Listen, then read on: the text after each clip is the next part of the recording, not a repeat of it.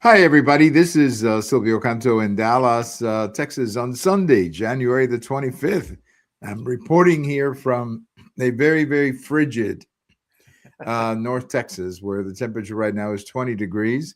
And it's going to be like that for the next 24 hours, probably into Tuesday morning. And then hopefully it'll get back to a little bit more drivable temperature. Everybody's kind of stuck in their homes here because you don't want to drive, and the streets are basically nothing but a sheet of ice and extremely dangerous. So I just wanted to mention that. I also want to mention that I have a post over at the American Thinker today, writing about public schools and how more and more parents are taking their kids out of public schools, especially in Democrat-run cities. It's not all over the country, but Chicago has had a very significant loss of students who are simply not showing up in the public schools, and the parents are moving them any way they can, which is, of course, costly in many cases, but they're doing whatever they can financially to put them in private schools or alternative schools, or sometimes just doing homeschooling, which is becoming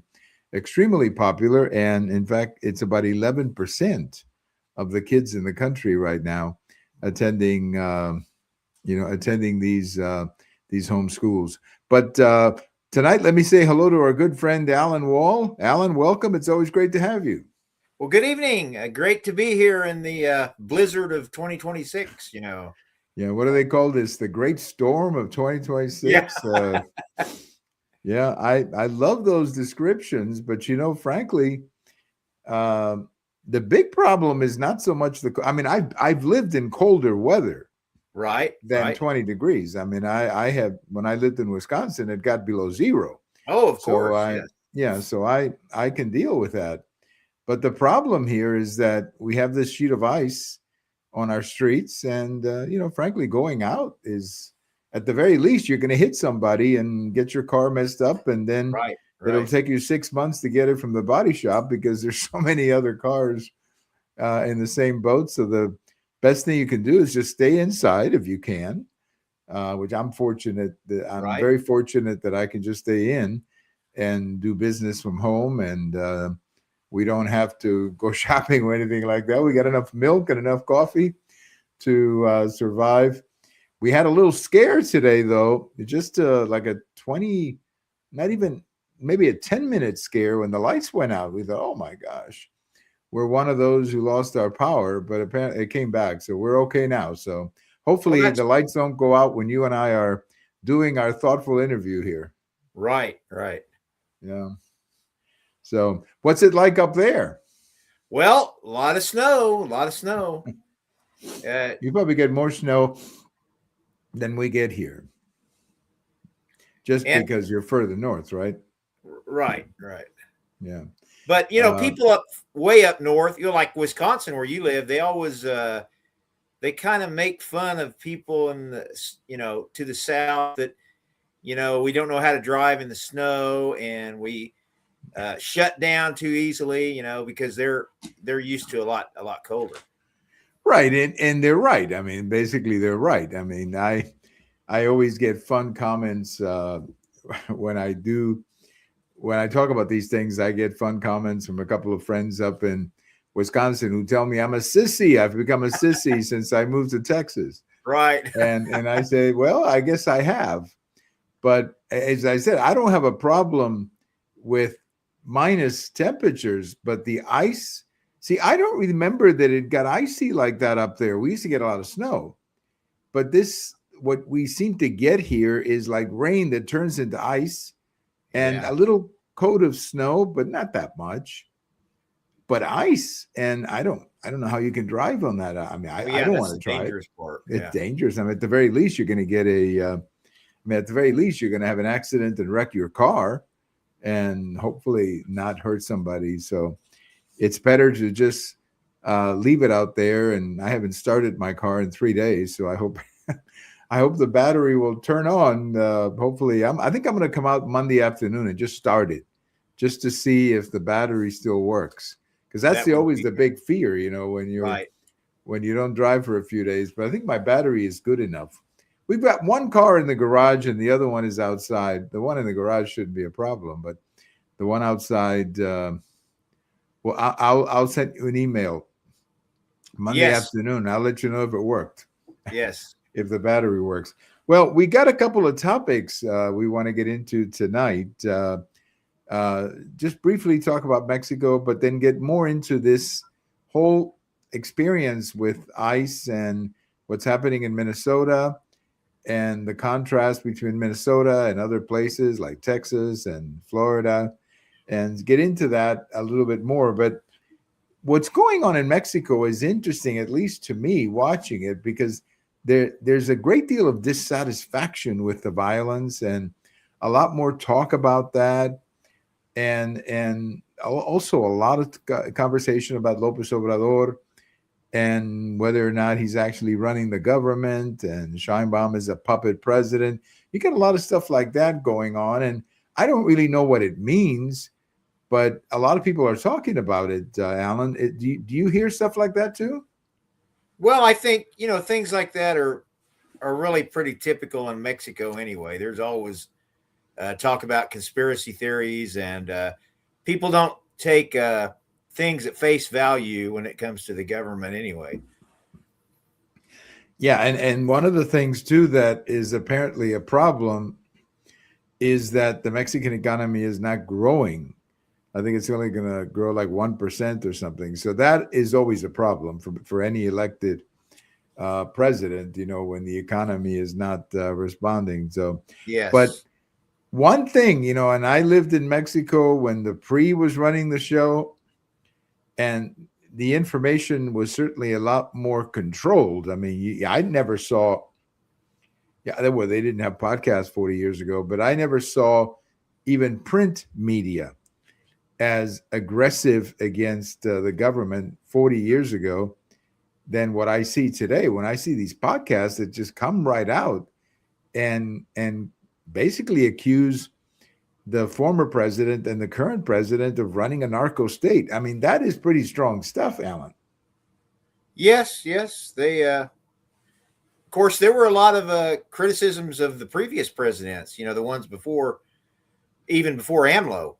Yes. There were some pretty, I think what changes is the platforms, have more platforms. Like you have all the internet, you have all the websites, podcasts, etc. No, that's true. That's true. You have a lot more of what we're doing now, where you can just have a conversation.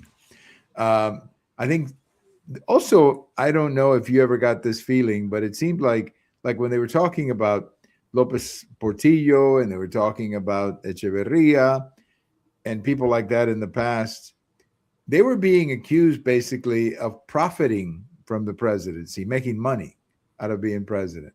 But nobody was ever really accusing them of hurting the country, because it seemed like they weren't really hurting the country. They were just getting rich. And I always thought, that's not what they're saying now. They're not saying that Claudia Sheinbaum is getting rich. They're saying she's facilitating narcos. And to me, it's a different accusation. Yeah, well, plus, I think part of the problem, though, is you got this one party that is controlling, most of the government. I wish there were more effective dissent, in other political parties, because you've got all these podcasts and all these people in the media, and yet there needs to be more effective opposition politicians in Mexico. I think that's what they lack right now. No, you're right. I think the opposition is sort of spread out, it's sort of broken up, splintered, and you don't have, you're right, an opposition party that can compete with Morena. And that, I think, is a huge, huge problem. Well, let's get into the topic tonight.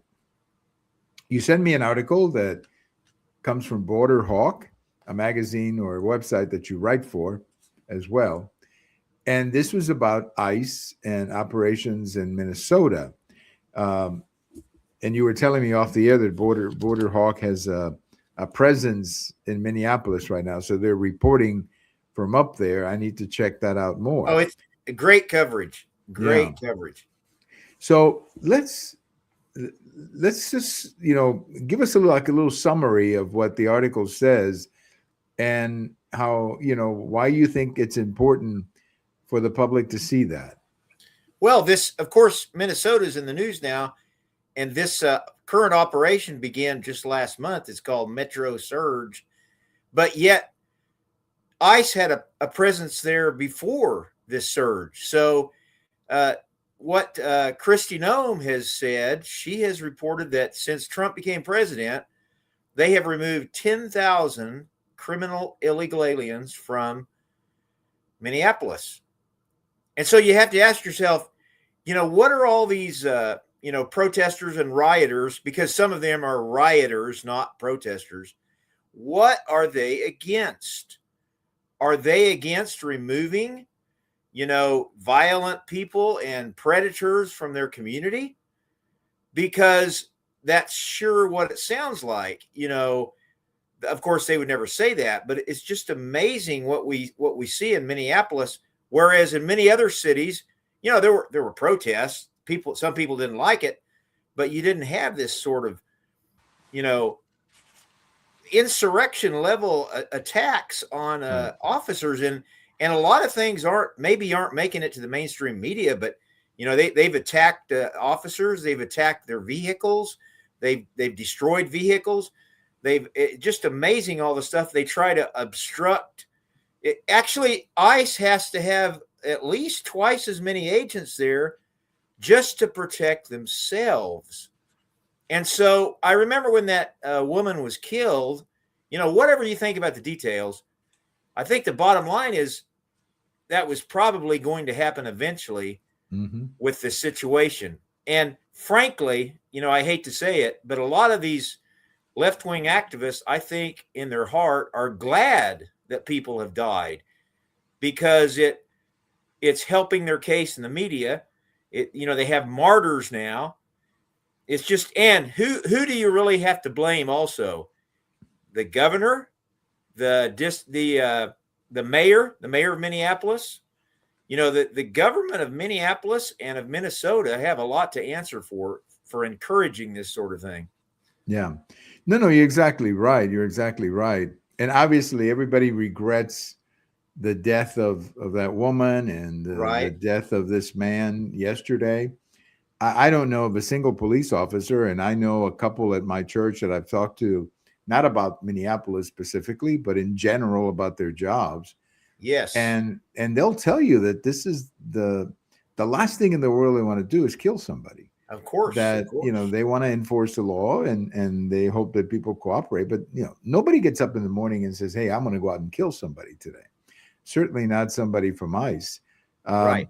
But there is one, all kinds of videos, but there's one video that I find fascinating. And this is a video of an ICE agent, actually, who was, I guess, going down to the operation that they were doing, and they were blocking him. And he pulled down the window and he said, guys, you're blocking me from going down and arresting a child molester. What are you guys doing? And I hope that video gets a lot of exposure. I saw that. Yes. You saw that. Yeah. That video, that's the whole story right there. Right. Because, you have this guy, you could look in his face and he was saying, guys, what are you doing? Yes. What are you preventing me from doing? We've got a child molester or whatever we're trying to arrest, and who are you defending? It's so you can see the frustration in the guy's face, but that video, I think, tells the story. Right. Of what's going on here. That's the essence of it right there. That's the essence of it. Now, here in Texas, and this has been said several times, I think, by Secretary Noem and others, and I've said this myself. About a month or so ago, they had a major operation here in Texas. Actually, we have a lot of ICE operations in Texas because you got the border. Yes. And there was one here in the North Dallas area, a little bit north of Dallas, where they went to a nightclub and they came out with like 40 people. They arrested like 40 people. 30 of them were arrested allegedly for the prostitution of some kind of a prostitution ring of young women from Central America and Mexico. and these guys were arrested. The operation was done in total quiet. We really didn't even know about it until it happened, after it happened. But you didn't have marches. You didn't have anything going on. Nobody was blocking traffic. Nobody was stopping anybody from doing their operation. But then you learn later that ICE had the cooperation of the local police, Right. the state police, state agencies, and I think ATF. So you have all of these people working together so that you don't have what you're seeing in Minneapolis. In New Orleans, you just recently, within the last month or so, they had some major operations there too. Again, nothing like what you see in Minnesota. Memphis, they had some too. Nothing like what you see in Minnesota. And, the governor of Texas, about a month or so ago, and some people were going to go marching against ICE. And I think the governor of Florida said something like this too. The governor of Texas said, Governor Abbott said, look, you can march all you want. You can protest all you want, but don't touch a police officer. Don't interfere with their work. Don't block traffic, and don't interrupt business or whatever, like restaurants or whatever. And because if you do, we're going to arrest you. You don't do that in Texas. And the governor of Florida, you may have seen this clip too, where he said to everybody, or to the people protesting, he said, look, this is Florida. This is not Minnesota. Yeah. So I just, I see the contrast, and it just amazes me that people don't see that difference, Allan. Oh, definitely. That's the difference right there. That is the difference. But yet you have Tim Walz, the horrible things he said about it, encourages people to go out there and follow them around. Of course, the mayor of Minneapolis, the attorney general, Keith Ellison. These people are aiding and abetting people obstructing of justice. It's just, and that is the real difference. Absolutely. And it's a dangerous difference, because look what they've done. And here in Texas, as I say, these operations go on all the time. In fact, I don't even know how. Nobody even knows when they go on, except when they actually do. When they actually do come out with criminals, and that does make they announce it, but it's totally different. You don't have these standing protesters. I keep wondering, where do these people work? Maybe they don't. Maybe they don't. Well, and here's another example. Bringing this, remember that movie? Was it The Godfather? No, not The Godfather. Well, maybe it was The Godfather, or the one about the Cuban who became a drug dealer. Scarface. Scarface. There was a line in there one time where one of those movies, I don't remember, somebody said, "Who's bringing the sandwiches?" And of course, the idea was, who's funding this, right? Yeah. And I ask myself that question when I see these people. Who's bringing the sandwiches here? Yeah. I mean, that's a lot of people who must have a lot of free time. Yeah. And amazing. And even in Minnesota or Minneapolis, the other day there was a big protest downtown about, the shooting of this latest guy. And it was a protest. I mean, they actually were just marching down the street, and there was no violence. Nobody got shot. Nobody got detained, because they were just marching down the street. So even in Minneapolis, you can see the difference in how the difference between protests and a riot. Right. It's not the same.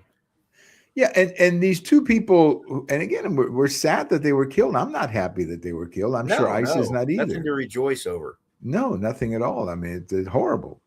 But the lady who was killed, the first one, she's basically blocking traffic and interfering with ICE. And then, look, I don't know what was in her head, but she was in the car, and the ICE agent was. I mean, I don't know what she was thinking, but you don't do that. I mean, you don't point a car to a police officer, and you certainly don't point a gun at them or come to where they are with a gun, because they have every right to assume that you may shoot them, and they don't want to die either.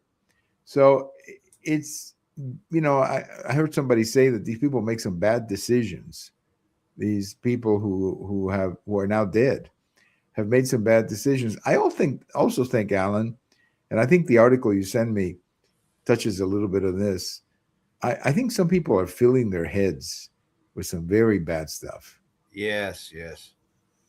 And You know, and these politicians like governor, attorney general, the mayor, and many, other high-ranking Democrats, they are encouraging, confused people to do stupid, dangerous things. What they ought to be saying is, calm down, protest within the law, don't obstruct, don't obstruct law enforcement. That's just so basic, everybody right. should know that. Well, and also the governor comes out and says, bring your iPhone and take photos or take videos of what's going on for prosecution. Right, right. Prosecution of what? Yes. First, technically, they cannot prosecute federal agents anyway. So that's just a bunch of demagoguery on the part of the governor. Right. But why doesn't he? I mean, I keep waiting for the governor or the mayor to come out and say, hey, look, guys, these guys have every right to be here as federal law enforcement, and we're working with them. And if you have a beef, let us know, and we'll take it to the courts. But whatever you do, Right. don't block them, the traffic, and don't get close to them with a gun because they may misunderstand your intentions, Alan. Right, right. And lay off all the Nazi, Oh, the God. Nazi analogies. That is so tired, just so ridiculous. Yeah, well, the young people in the audience will probably remember the analogy, or not the analogy, but the example that I'm going to make. You remember it, and that is, the broken record analogy. That you just, after a while, it's like a broken record. This thing Yeah.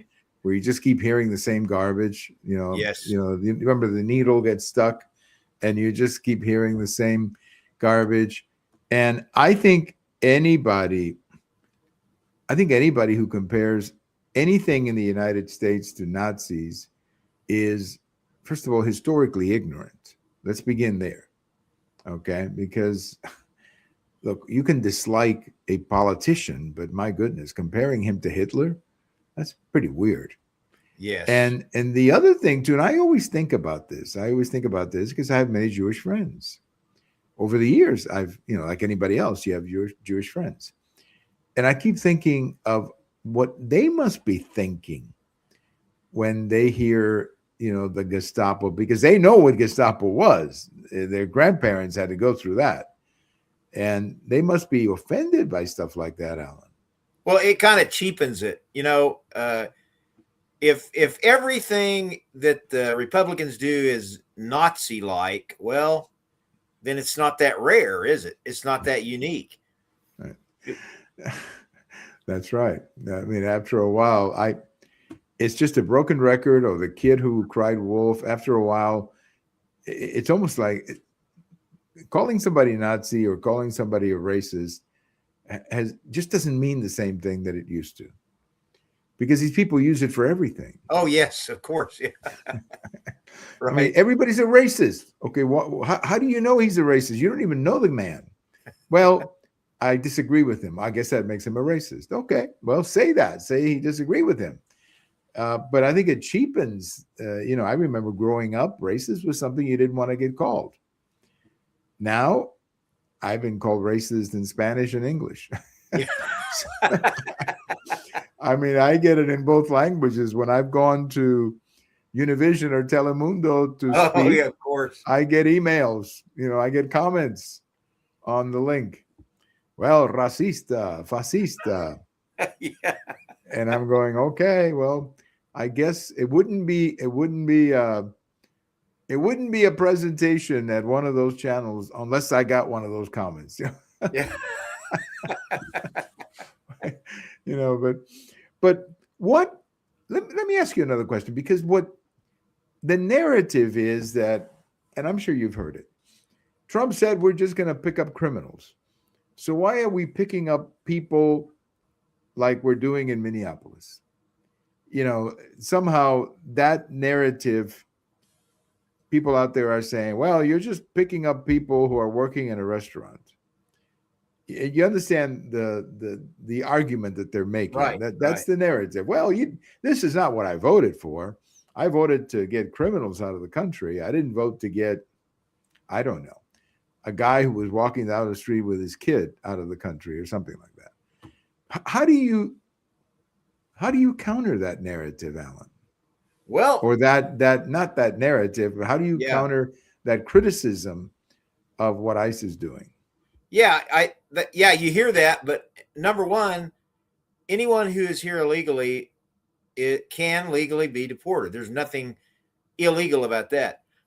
Number two, a lot of them, it depends on where they are and what they're involved with, and definitely they have picked up a lot of really dangerous people, and so I just don't think that's a valid argument. But they use it all the time, and then and the media, they try to pick examples of people being deported. They try to get the most sympathetic person they can find. They'll say, "Oh, like look at this peaceful person." Yeah, the 5-year-old story. Yeah. Right. And when I first heard about the 5-year-old, I said, well, I wonder what happened. But then I find out that the father ran away, I guess. Yeah, what about that? Right. Yeah, I mean, my oldest grandson is 5 years old. And if I'm walking down the street with him, the last thing I'm going to do is leave him by himself. Exactly. That's what that guy did. Yeah. Yeah. So, I mean, come on. Now, that's not exactly a good dad as far as I'm concerned. No. And what else could they do? They had to keep him, to keep him safe. Right. I'm sure the kid was pretty scared to begin with. Yes. And the other thing, too, and I keep coming back to this, there's about 2 million people. I saw this statistic a few years ago during the Biden years, that there's about 2 million people in the country who have letters from judges saying, you went through my court, I heard your case, but I don't accept your case. Your asylum request is denied. They get a letter, and the letter usually says you have to leave the country in 90 days or 180 days or something like that. There's apparently 2 million people with those letters. Some are respecting the letters, but a lot of them are not. So how do we classify those people? Because if I get a letter from a judge here in Texas, let's say I forgot to go to jury duty, and I didn't go. I didn't pay attention to the letter. I didn't pay attention to it. A policeman is going to come to your house, and they're going to say, hey, don't you read your letters or something like that, right? So, I mean, if you're legally in the United States, or if you're a full-blown citizen of the United States, or you were born here or whatever, you have to respect the letter from a judge. You can't just throw it away and say, I'm not going to pay attention to this. Right. But I think a lot of people are in that situation where they're not criminals who are going to kill you, who are physically a threat to you or even to your neighborhood, but they need to be removed because they're mocking the law by not responding to those letters, Allan. Yes, that's it right there. Yep. It's There's the rule of law. That's what it's about. 2 million of them. Yes. 2 million people like that. That came out of the Biden administration. That's not now. So maybe there's less of them now. Okay. But there's still too many of them. They have to obey the law. At the very least, they should show up in an immigration office and say, look, I got this letter and I didn't pay attention to it. I apologize. Whatever. But, just throwing it away and pretending there are no consequences, that's not good either. And I'm wondering how many of those people they pick up are in that category. I mean, I don't know. But it does seem to me like that ICE, and as I say, that article you sent me gets into a lot of this. ICE is looking for somebody in particular. Yes. They're not just looking for somebody who looks Mexican or Central American or whatever. They're looking for a particular person. And if they had cooperation from the local police or the local authorities like they do in Texas, right? Well, it wouldn't be that complicated. Yes. But they don't want to do that. They want to oppose the federal government. Well, and today I just saw a little bit of an interview with the governor, I guess, and the attorney general there in Minnesota, and they're saying that they are complying, but that some of these people they are holding, they can't just turn over to ICE. Well, why not? I don't get Why that. not? Yeah. Yeah, I don't get Yeah. that. So, I mean, it would be helpful if ICE could have access to those people.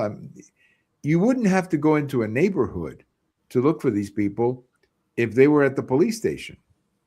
Right. Yeah. So it's a now, of course, the last thing I want to mention is that the Democrats want to use this whole thing, funding of ICE, to shut down the government. And honestly, Alan, I wish they would do that. I really wish that they would make this the hill they want to die on, because I don't think that's going to be very smart. Right. Politically. Yeah, I don't see how, because I think most people understand that you have to enforce immigration laws, and you can be humane about it, but they have to be enforced. And they're being enforced. I mean, I don't mean to repeat myself, but they're being enforced. They're enforced in Texas. They're enforced in lots of places. Right. Anyway. Yeah. Well, I will see how all of this develops. But, a lot of people saying that this is affecting President Trump's popularity. Maybe. I actually think the economy is more important than this, but for people, that is. But We'll see. But I do wish the secretary or somebody in the administration would explain a little bit better what that article that you sent to me. Oh, yes, it should. How, there needs to be a better explanation. Or maybe even somebody every day saying, well, yesterday we captured these people. These are who they are. Right. And so on. Because it's great to say that you've captured 1,000 criminals. But it would be a lot better if it was being reported every day, Alan. They should every day have like a top hits of the worst guys we captured yesterday, or something like that, and make it clear to the public. That is an excellent idea. Yeah. Now, Trump did it a little bit, but only once. But it ought to be daily. People forget. Well, Trump is the president. I mean, he's got a million other things to do. Yeah. But this would be either the job of the secretary, Noam, or somebody in that particular department doing this every single day, having like a morning press conference at 9:00 saying, well, these are the people we captured yesterday, and this is where they were and why we went in there. I think it would help. I think it would help. I really do. Excellent. Yeah. Excellent idea. That's an excellent idea. Yeah, I think that would help. Well, Alan, I hope that your car will start yes, up there. Yeah. Right. I'll find out tomorrow afternoon if mine starts. I'm just going to try it tomorrow afternoon. I'm not going to go anywhere. Too, yes. Yeah, just go out and start the engine and see if my fairly new battery held up. Because that's the key, the battery, that charge. Right. So I'll go out maybe like in the afternoon when it's a little warmer and maybe there's a little bit of sun. And I'll go out and I'll give my car a try, and and let's see where it takes me. Otherwise, I'm going to have to call my favorite people at that very famous place that comes over and gives you charge. I don't want to give them free advertising, but that very famous place that comes over, that place that has 3 letters for their name. Oh, yes. Yeah, we have a policy with them too. Yeah, I don't want to give them free advertising. Yeah. But I'm not supposed to. That's why. I mean, they do a great job, but I don't want to give them. I'm not supposed to give them free advertising on these podcasts, but they do a great job. But they have 3 letters that start that are the same letters as your first name, Alan. So, we've gotten our money's worth out of that organization. They are. In fact, that organization could very reasonably be called Allan. Oh yeah, right. They've pulled us out a lot of binds, actually. Oh, gosh. Are they helpful when you really need them? Are they helpful?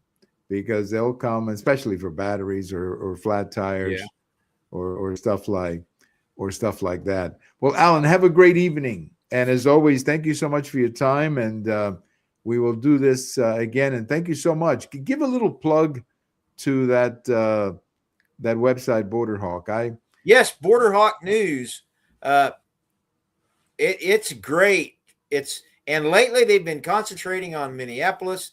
They got a man up there and all kinds of stuff documented, and it's very, very good coverage. Border Hawk, borderhawk.news. So Border Hawk news.com or .news or whatever. Borderhawk.news. Okay. All right. And that website has been around for a while, hasn't it? Yes, it has. Yeah. But now it's actually gotten more publicity, and they have it's become part of the White House press corps. They got a man in Minneapolis and getting a lot more publicity. We actually know there's people in administration that read it. Mm-hmm. So Border Hawk, it's a great source. And, and that's another example of how the reporting has changed, that you can actually have a guy like that on the ground who can instantly report. Right. He doesn't have to file a report and have some editor decide whether or not it goes on the air. I mean, I guess they do have an editor there, but I'm saying they can literally go on the air immediately if something happens. Right. And that is, I love that. I love that kind of news reporting. There's a lot of places like that now that are really killing the traditional network because they have a lot more bureaucracy to go through. Whereas, these guys can just, turn on their camera and they're on the air. I mean, so they do a great job, and I appreciate that. Yeah. And a lot of these, smaller operations are actually breaking the stories and actually doing the investigative reporting. The behemoths, a lot of times they don't even do investigations. It's just amazing. Well, look at the young man who was up there with an iPhone just going around. Yes. Calling on these businesses. Yeah. And this guy with an iPhone. Right. And I think a YouTube account is reaching like millions of people. Right. I mean, it's just remarkable that can happen. I mean, that would have been a lot more difficult if he was working for a traditional network, because they would have to approve the story and go through all kinds of stuff. He just goes right on, and you could see where he shows up at these places and interviews people. I mean, it's remarkable. Yeah. Well, Allan, again, yeah. Again, thank you so much for your contributions tonight. As always, we love your website as well, Mexico News. Mexico News. Mexico News Report. MexicoNewsReport.info, right? What is it? It's dot com. Well, I have it. Yeah, I have it on the link. I have it on the link. So if you click on the link, you'll get to it. But because my other one is info, I've got another one that's info, but this is .com. Oh, okay. Well, Mexico News Report. Yeah, Mexico News Report. It's a good website. It does a lot of reporting on the situation in Mexico. Well, Allan, thank you very much, and good night, and stay warm. And if you're lucky enough to have a fireplace, use it. Okay. All right. Thank you very much. Well, thank you. Good night, and thank you for your help tonight. All right, our good friend Allan Wall. We've had Allan on the show many times when we were doing only the audio before, and now that we got fancy with the video, we have him on. But he's very interesting, and he writes his own website, Mexico News Report, that we've talked about many of those things before. And then he sent me this article from Border Hawk, which is a good website, and they've got somebody on the ground up there reporting, which is great because you get a perspective that you often don't get, frankly, from some of the traditional sources. Well, thank you very much for joining us tonight, and thank you for your participation. I do want to leave you with a little trivia question. If you're part of my generation, you're going to remember this one. 1978. So that's what? How many years is that? Whatever years. There's too many. 50 years or whatever it is. 1978. This week, the #1 album in the country, Saturday Night Fever. Remember that movie? Well, that album was #1 like for 6 months. It sold 30 million copies, I think only in the United States, probably more elsewhere. And it certainly made millionaires, if not very successful people, out of three guys known as the Bee Gees. I mean, that was like winning the lottery for them, because they became international superstars. And I mean, they were pretty big before, but this was like put them over the top, almost to the level of the Beatles. And in terms of record sales. So anyway, Saturday Night Fever, #1 this week in 1978. 3 #1 songs came out of that album: Staying Alive, How Deep Is Your Love, and Night Fever. And there was another song there called More Than a Woman, but that was never released as a single.